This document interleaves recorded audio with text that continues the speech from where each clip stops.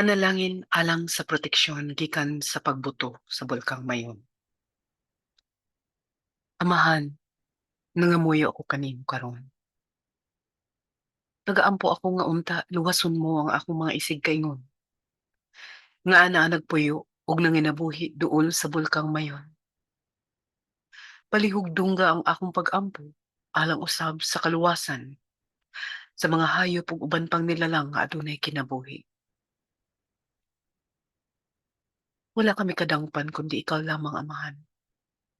Sa panahon sa katalagman, sa panahon sa disgrasya, sa panahon sa grabing sakit, sa panahon sa kagubot, ikaw lamang ang makagagahom nga maghatag ka namong kaluwasan.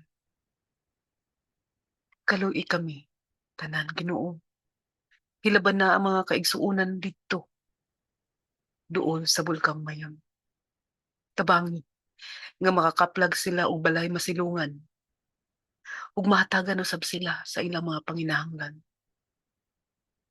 Tabangi usab nga maluwas ang ilang panginabuhian sa uma ug sa uban pang kapanag-ingnan.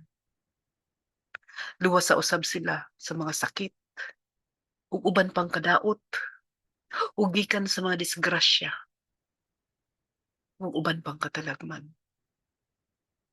Tabangi Ginoo ang mga katigulangan, mga kabataan, mga masakiton ug mga mabdos. Dig-una ang tanan nga makigtambayayon aron ang tanan mahimutang sa maayo ug luwas nga kahimtang.